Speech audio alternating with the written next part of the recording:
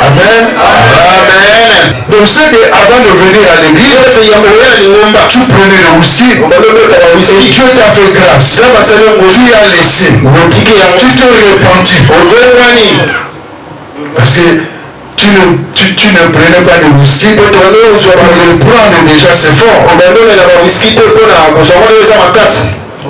Amen. Amen. Il y a beaucoup de chrétiens qui vont à l'église. Il tape aussi les whisky. Tu le vois chez lui avec des coca. Canette de coca. C'est pour cela quand tu vois un frère ou une soeur qui boit de coca, ne prends pas, ne te sers pas. Laisse. Amen. Parce qu'il y en a beaucoup, on a besoin. Tu vois vraiment un papa, il met son gobelet à côté. Mais or c'est la bière. Beaucoup de chrétiens aussi comme ça. Tu le vois aussi, il vient à l'église. Mais ce qu'il fait à la maison, si on te dit que non, il prend la bière, tu diras non. Amen. Amen. On te dit que non, il prend des whisky. Non, même le vin en mangeant. Le vin en mangeant. Surtout en mangeant. Un peu de vin. Non, apôtre Paul a dit. Un peu de vin. Ça nettoie l'estomac. Et toi, Dieu t'a dit quoi? On se juge avec ce que Dieu t'a dit. Nous, Dieu nous a dit de ne pas manger du porc. Mais il y en a beaucoup qui tapent du porc.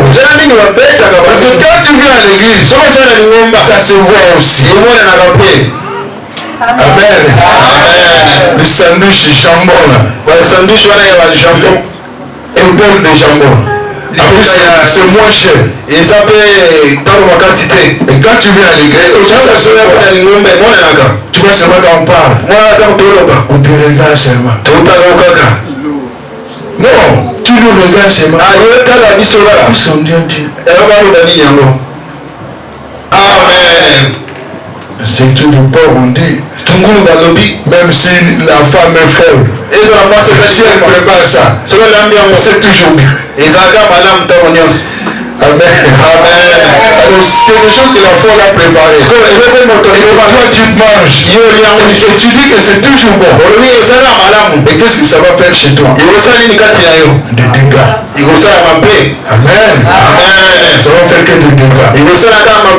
Donc ne juge personne. Ne juge d'abord ton être intérieur. Amen. Amen. Et pour bien juger ton être intérieur, on a vu la première chose, la repentance. La repentance. Amen. Amen. On a vu la repentance. Mais je crois après on va vraiment creuser sur la repentance. On va creuser sur la repentance. Amen. Aujourd'hui on va continuer bien aimé. On va voir son impact. Vraiment l'importance bien aimé. L'importance de la repentance. Amen. Ou l'importance du jugement en soi. L'importance de ça. Amen. Prenons Marc. Marc 10. Marc 10, verset 21 à 22, j'ai la parole de Dieu. Jésus, l'ayant regardé, l'aima et lui dit, il te manque une chose, va, vends tout ce que tu as, donne-le aux pauvres et tu auras un trésor dans le ciel. Puis viens et suis-moi. Mais, affligé de cette parole, cet homme s'en alla tout triste, car il avait de grands biens. Amen. Amen. Mais affligé de cette parole, cet homme s'en alla triste, car il avait de grands biens. Amen. Il avait de grands biens. Regarde quelqu'un bien qui a de grands biens. Dis-lui, regarde, tu es trop orgueilleux, tu as mais est-ce que la personne va t'écouter? Il ne peut pas t'écouter. Regarde comment tu fais. Tu t'énerves à tout moment. Plus que tu lui dis que tu t'énerves à tout moment, c'est là qu'il va s'énerver à cause de Amen. Plus que tu lui donnes des conseils, c'est là qu'il va encore s'énerver. Amen. Parce qu'il a de grands biens. Mais on nous dit dans 21, Jésus l'ayant regardé, l'aima. Amen. Voyez que bien, mais quand on vient vers Jésus se repentir, Jésus, la première des choses, il prend plaisir. Amen. Amen. Quand on vient voir Jésus, même quelqu'un qui dit je vais aller voir l'homme de Dieu pour faire la délivrance, la première des choses que l'homme de Dieu va faire, il va t'aimer d'abord. Il va t'aimer d'abord. Parce qu'il sait que les choses que tu veux dire, donc c'est ça qui va faire ta vie. Amen. Souvent nous, quand nous venons, on dit seulement un peu. Malgré l'amour qu'on t'a donné, malgré tout l'amour qu'on t'a donné, tu arrives quand même à mentir. Mais comment tu peux être bon? Amen. Parce que la première des choses, Jésus l'aima. Pourquoi?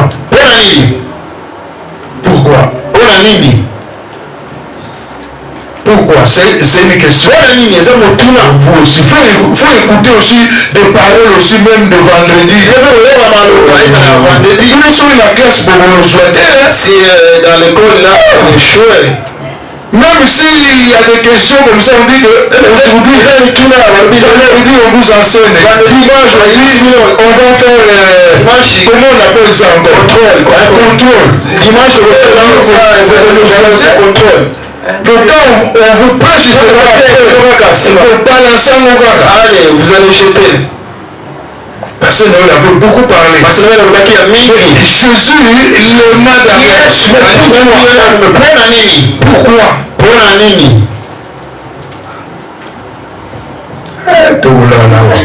On va donner ici.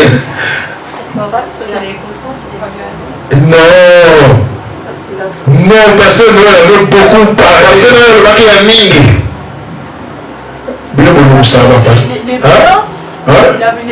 Le mal qui était en lui.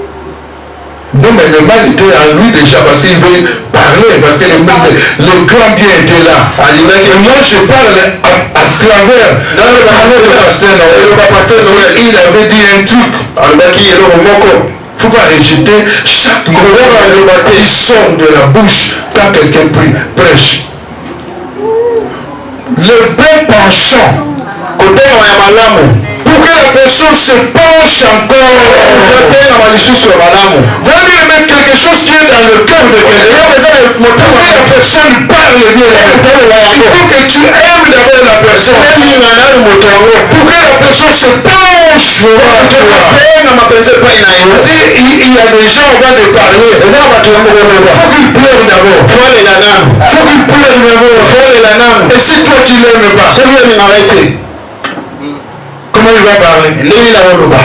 Parce qu'il y a des choses, ça sort seulement en pleurant. Amen. Il y a des choses, mais ça sort que en pleurant. Et Mais si toi tu te penches pas pour que la personne se parle, parce qu'il faut que la personne Amen. Amen. Voilà la personne qui avait un grand bien. Malgré que Jésus lui a tout donné. Pour se pencher. Et pour qu'il vend tout ce qu'il possédait. Mais rien à faire. Amen. C'est ça qu'on voit les gens. Quelqu'un qui peut venir à l'église. On fait des choses. On l'aime d'abord. Amen. Mais cet amour, tu vois que quelqu'un vraiment. Mais il y en a qui laissent aussi comme berger. Voilà, il y avait. C'est bien. Mais quand on lui a donné l'amour, il a trouvé que non, ici, je vais vendre tout ce que j'ai. Il a même vendu même ce... Voilà. Il a vendu cela. Ça là pour vendre ça. Ça là. Pour le vendre.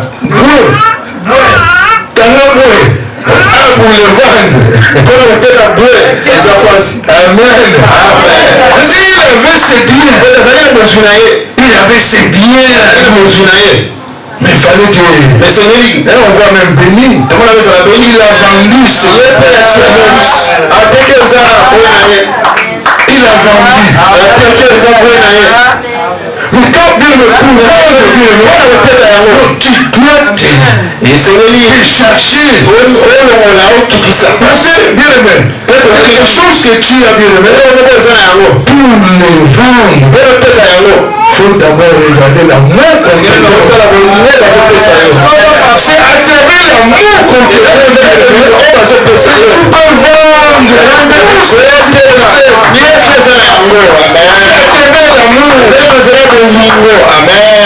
Amen. Mais il y a des gens qui me disent, même quel que soit l'amour, mais c'est difficile. C'est difficile. Parce que je venais te voir. Il prend vraiment la décision. Mais tellement que je vais aller vraiment. Parce que lundi ça passe. Mardi ça passe. Après 2 ans. Mais là ça va prendre encore. Qu'est-ce qui fait que tu n'arrives pas? Parce que tu regardes bien. Tout ce que j'ai là. Ah non. Moi j'en ai encore besoin. Pour séduire un peu de... Ah non, j'en ai encore besoin. On dit laisse. Ah non, l'amour là. C'est trop aussi. Il y en a d'autres même l'amour encore. On est même que il vend. Lui quoi on lui donne. Ça essaie d'aller encore amener là-bas. Quand on te donne l'amour, c'est pour que tu laisses. Et que tu attends Jésus-Christ. C'est pas pour aller dehors. Amen. Il y a des choses que Dieu il vient nous montrer. Quand on cause avec maman Jackie, tu vas seulement père, il vient et montre ce matin. Si on dit à la personne, j'en suis sûr la personne va dire seulement que il y a quelqu'un qui est parti dire ça. Mais oh non.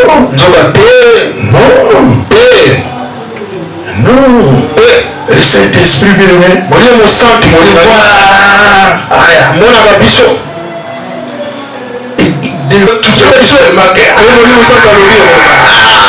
Il y a quelqu'un qui est on ne sait même pas quelqu'un. C'est toi. Ça c'est toi et Dieu. Amen. Ça c'est toi et Dieu. Tout ce que le Seigneur nous demande. Peut-être que tu sais que tu as pris aussi un engagement quelque part. Mais à travers la parole, je te dis de laisser. Parce que ça ne va pas contribuer à quelque chose. Vends cela. Vends ça, donne ça à quelqu'un d'autre. Vends ça. Vends ça parce que ça ne te servira à rien. Amen. Amen. Vends cela. Ce que tu vois que tu as acheté, c'est pas un grand bien. Parce que ça va te causer des problèmes. Vends cela. Vends cela. C'est un conseil que je te donne à travers la parole.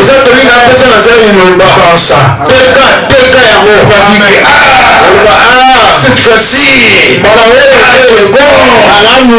C'est un grand bien. Jésus te dit, vends cela. Vends cela. Avec ça, tu resteras seulement malheureux. Amen. Vends ta richesse. Amen. Ça va te causer de péché.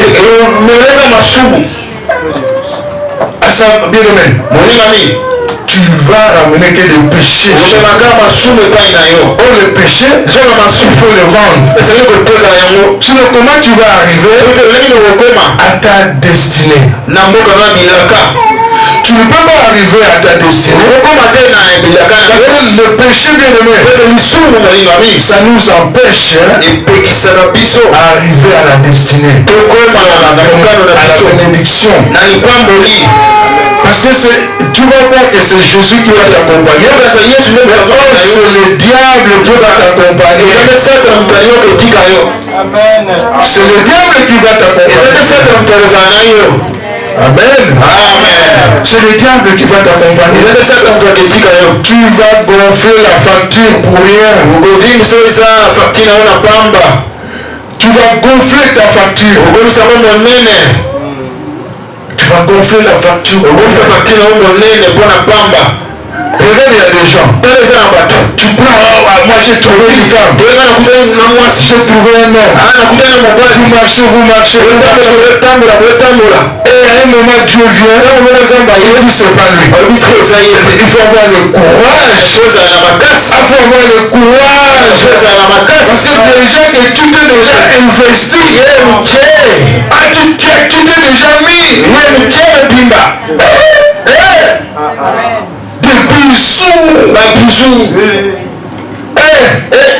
C'est pas facile. Des bisous. Quand tu passes seulement à la personne,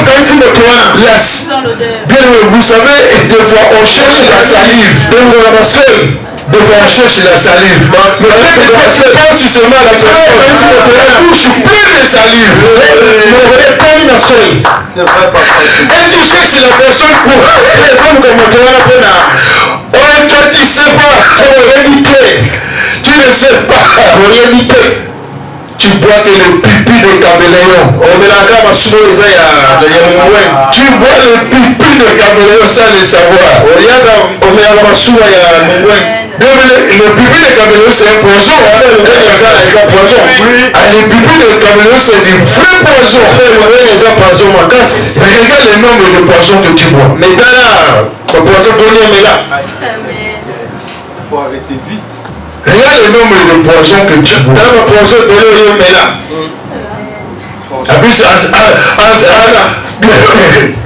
À ce moment on fait que ça. Parce que tu auras plein de salive.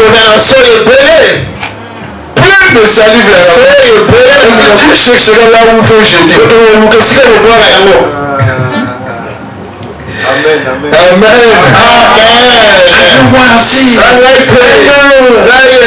Moi je vais t'amener. Tu vas aller voir mon père. Oui. Je vais aller voir ton père. Quand est-ce que tu viendras chez nous à l'église? Je viendrai. le jour J se leva. Tu vois les excuses, ça commence. Parce que la personne va consulter aussi. Il va consulter l'endroit. Là-bas, là, si j'arrive comme ça, avec l'amour que je vais trouver, donc ça risque aussi de me détecter. Amen. Ça risque. C'est pour ça que le Seigneur il dit, non, si tu veux me servir, vends d'abord tout ce que tu possèdes. Donne ça aux pauvres. Donne ça aux pauvres.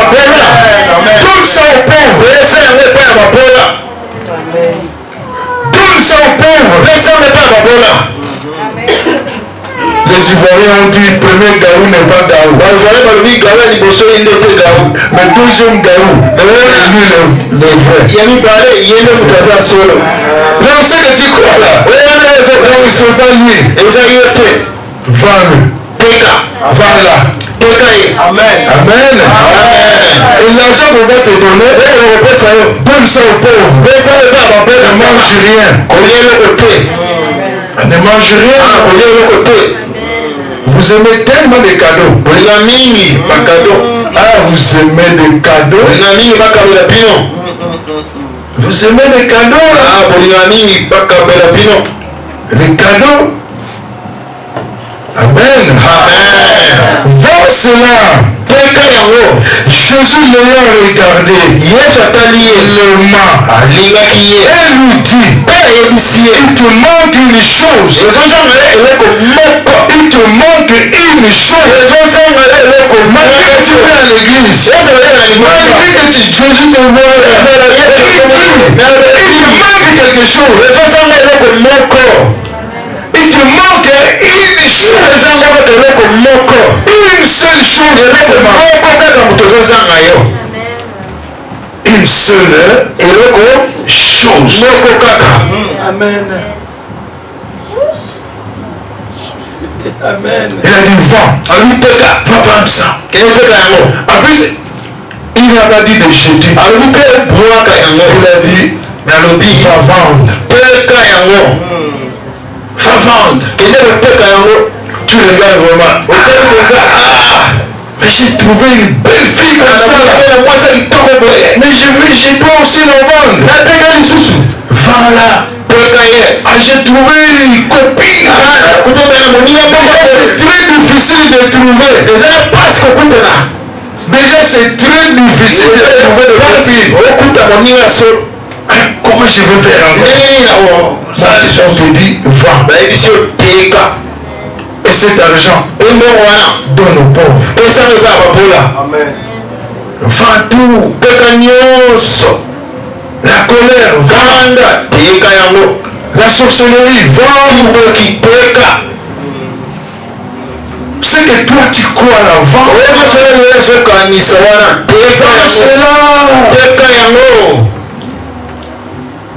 Il y a seulement une chose que tu n'aimes pas vendre. Et Jésus te dit, vends. Cet argent, donne aux pauvres. Mange même rien. Donc si tu as déjà le cadeau, tu peux vendre ça. Si tu as déjà le cadeau, va vendre. Amen. Va lui vendre. Donne cet argent. Et là tu auras un trésor dans le ciel. Et puis viens et tu vas le servir. Pourquoi on n'arrive pas à servir le Seigneur?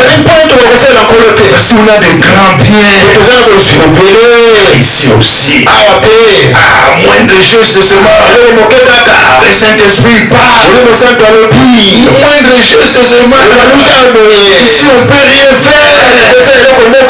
Non, c'est bien, bien aimé. C'est bien, faut aimer. Amen. Amen. Amen. Il nous protège. Amen. Et tu ne verras pas le péché de dehors. Amen. Parce que souvent le péché de dehors, ce sont des péchés commandités. Toi, tu crois vraiment que c'est toi. Non, c'est commandité. C'est commandité. Donc même tu es à la maison, tu vas aux toilettes, tu vois vraiment que ça sent mauvais. Tu n'as même pas de salive. Amen. Mais là, on va soulever même des salives dans ta bouche. C'est des choses commandées. On réveille. On réveille. Les envies, on les réveille. Tu vois vraiment que tu es tranquille. Mais on t'a réveillé. Quand on te réveille, tu as seulement envie de sortir. Tu as seulement envie de sortir. Je sorte. Et si on te dit quelque chose, rien ne marchera. La colère est déjà montée. La colère est déjà montée. Personne ne peut te contrôler. Homme comme femme, personne ne peut te contrôler. Et tu vois comment on te reconnaît pas. On te reconnaît plus. C'est quoi? Qu'est-ce que tu as? Amen. Amen. Et à la maison, personne, ni les parents, peut gérer cela. Personne ne peut gérer cela. Amen. Quand tu crois que non, c'est bon. Non, je suis grand. Non, tu es malheureux. C'est quelque chose qu'on a bouché seulement. On a bouché ton nom. Solo papa. Quand tu te réveilles seulement, tu te grattes de partout. J'aille un peu. Il y a des gens bien aimés. Ils provoquent même des vacances.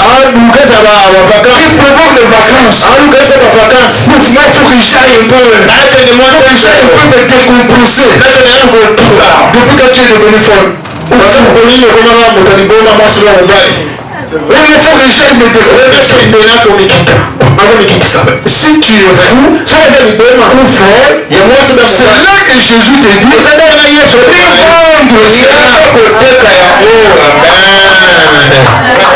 Amen. Viens vendre cela. Amen. La louange du Christ. C'est de toute façon. J'aille un peu. Personne ne dit la prédication de Christ, c'est la folie. Pourquoi on n'a pas la folie d'aller prêcher la parole de Dieu? Même dans les trains, même dans les métros. Dans les métros, tu peux prêcher. Jésus t'aime. Ça, c'est la folie. C'est la vraie folie. Là, tu peux dire que non, je vais aller me décompresser.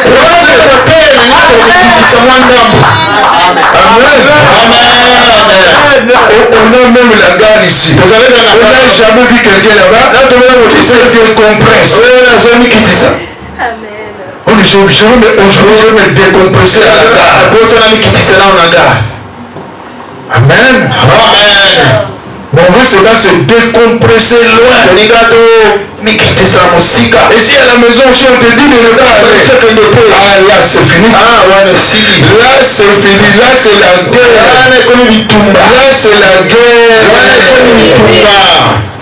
Là c'est Ukraine et Russie. Là c'est la guerre. Iran-Irak.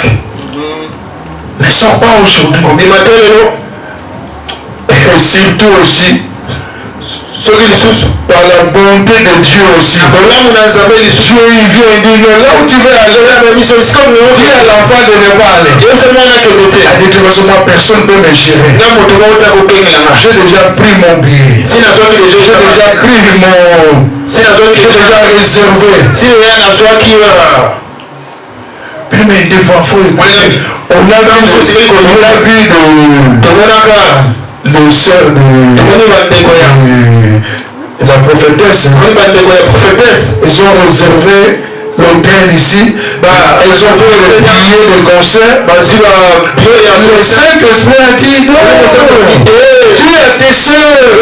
Là où ils vont aller, il y aura un problème pour eux. Peut-être le problème n'était pas pour tout le monde, mais pour eux seulement. Les gens sont partis et disent que non, il n'y avait rien. Mais c'était peut-être pour eux seulement. Pourquoi le Seigneur les a seulement intervenus? Mais quand même, ils sont venus à Paris, comme ils ont déjà réservé. Ils sont venus. Pour ne pas que ils sont venus, mais ils n'ont pas parti voir le concert. Voilà comment Dieu nous a épargnés aussi. Amen. Nous, Dieu peut parler. Dieu quand il parle pas pour tout le monde. Et quand il pleut, bien aimé, quand il pleut, il y a d'autres personnes qui sont contentes. Il y a la pluie. Il y a d'autres personnes. La même pluie, ça fait l'inondation chez eux. Amen. C'est la même pluie. La même parole. Vraiment merci à cette parole. Ça m'a aussi aidé. Je sais comment vendre l'orgueil. Mais d'autres personnes, la même parole, ça va lui ramener encore la colère. Mais pourquoi le pasteur dit comme ça? C'est lui qui comprend. C'est lui qui sait comment moi je souffre. Amen. C'est la même parole. Toujours la même parole. Tu vois quelqu'un, il y a la parole. Quand ils ont la facilité de dire Amen. Quand ils n'ont pas la facilité de dire Amen, parce que la parole, ça fait l'inondation. Qui a déjà vu quelqu'un qui est inondé, sa maison est inondée, et il est dans la joie. Amen. C'est pour ça que le Seigneur nous demande de s'examiner tous les jours. Tous les jours quand tu te réveilles, il faut que tu t'examines. Est-ce que je suis encore vraiment capable de me mettre aussi, de venir aussi à l'église?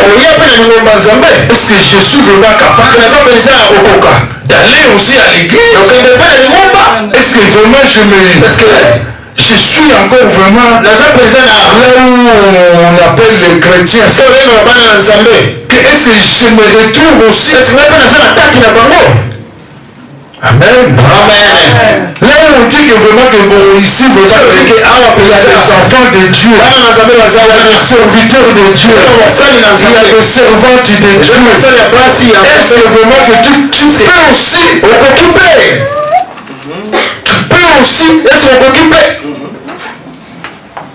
peux aussi dire vraiment que non, je suis un serviteur de Dieu, je suis une servante de Dieu. Est-ce que tu peux aussi le dire? Parce que tous on voit aujourd'hui, quand on voit quelque chose seulement à la télé ou quoi, on dit le pasteur là a fait comme ça. Peut-être toi aussi, même si tu n'es pas pasteur, peut-être aussi tu es évangéliste, peut-être aussi tu es aussi diacre ou diaconesse ou prophète ou prophétesse ou pasteur. Il dit Est-ce que tu t'es examiné aussi? Amen. Amen. De toute façon, moi, je ne veux plus aller à l'église. Tu es aussi 2 Corinthiens 13, le verset 5. Lisons la parole de Dieu. Examinez-vous vous-même pour savoir si vous êtes dans la foi. Éprouvez-vous vous-même. Ne reconnaissez-vous pas que Jésus-Christ est en vous, à moins peut-être que vous ne soyez désapprouvés. Amen. Examinez-vous vous-même. Ne cherche pas que quelqu'un d'autre vienne t'examiner. Amen. Consulte-toi toi-même. Amen. Regarde ta température toi-même. Avant d'aller à l'église, il faut d'abord que tu regardes ta température. Ma température elle est bonne. Ne cherche pas quelqu'un d'autre. Regarde un peu ma température si c'est toi. Tu dois connaître, même si le réveil est bien. Regarde si tu as la fièvre. On dirait que tu as la fièvre. Toi aussi, moi souvent, quand ma femme me fait comme ça, Amen. On discute toujours. Chérie, va regarder à tes enfants. Laisse-moi. Amen. Alors si quelqu'un d'autre vient te on a dit, bon, tu as la colère, tu vas te fâcher, non? Ah, tu vas te fâcher. Amen. Tu viens à l'église, vraiment quelqu'un dit, pourquoi tu rigoles pas? Mais si c'est toi, même avant de rentrer, il y a des miroirs là-bas. Tu te regardes. Si tu es une femme, quand tu mets le foulard, tu te regardes. Si tu es un homme, tu arranges ta cravate. Tu te regardes.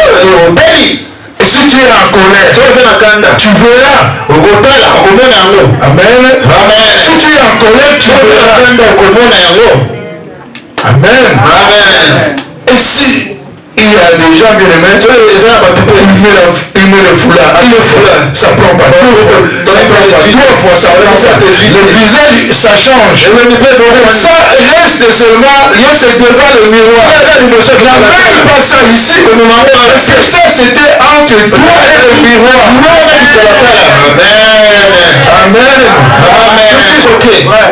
Amen. Amen. Examine-toi bien aimé. Faut que tu t'examines. Si tu as l'habitude de t'examiner, tu feras un bon parcours. Tu feras un bon parcours. Pas seulement ici à l'église, partout bien aimé. Même à l'école, même au travail. Amen. Est-ce que tu t'es déjà regardé comment tu es? Alors si quelqu'un d'autre veut te charger, tu sauras aussi. Tu sauras que la personne veut te charger. Non, ne me charge pas. Ne me charge pas. Garde ta colère. Mais si tu ne te connais pas, si on te charge, tu seras comme la poubelle. Tu vois la poubelle.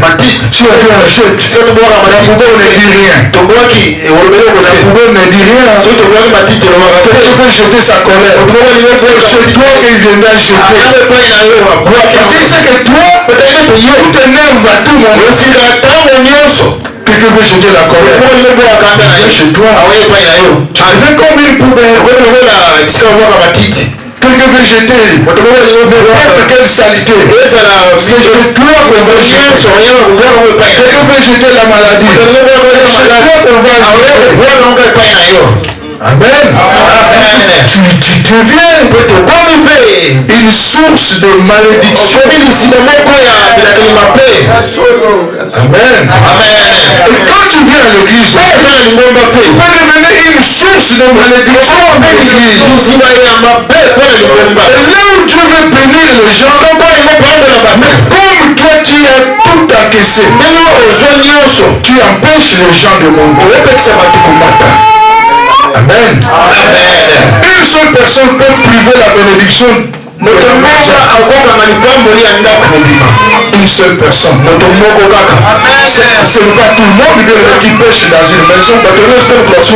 C'est une seule personne qui ne veut pas s'examiner. Même si à la maison on a vu, on a dit non, viens un peu. Qui viendra?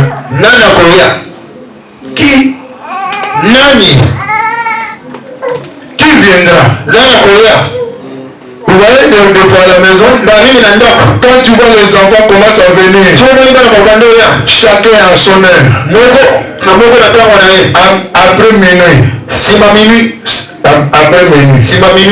c'est qu'il y a un problème. C'est qu'il y a un problème. Amen. Il y a un problème. Tu ne peux rien faire. C'est comme à l'église, quand tu vois les gens qui viennent seulement, qui repartent seulement, mais il faut surveiller. C'est là qu'il faut surveiller. Le poison.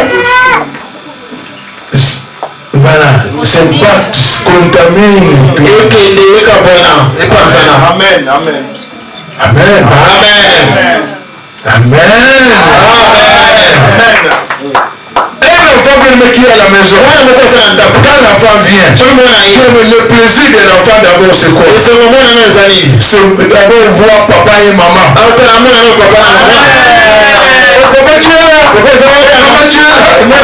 Ça c'est le plaisir. Mais quand tu vois que les enfants n'ont plus le plaisir, il y a un problème. Amen. Les enfants, ils ont de quoi là on appelle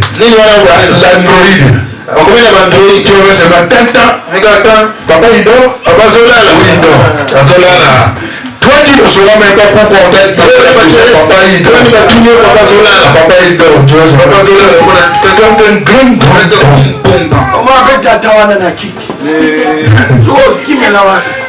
Amen. Donc quand tu vois que non, au minuit déjà, mais ça change tout. Il faut t'examiner. Pourquoi d'abord je dois venir à minuit? Parce que je ne suis pas encore chez moi. Je suis chez mes parents. Pourquoi je dois venir à minuit? Examiner tout. Parce que si on te dit, pourquoi tu viens à minuit? Mais toi aussi, à mon âge aussi, tu vas faire. Mais si tu vois que tu es déjà âgé, tu sais que tu mérites d'avoir une maison. Même si tu es chez toi, moi ton père, si je viens à minuit chez toi, tu vas parler aussi. Tu vas parler. C'est clair pourquoi. Les enfants là. Vraiment, tu me vois à minuit. Grand pasteur. Pasteur, qu'est-ce qui se passe? Maman, j'ai dit t'as mis dehors. Parce que tu vas te poser la question. Alors, c'est normal aussi. Examine-toi. Amen. Amen.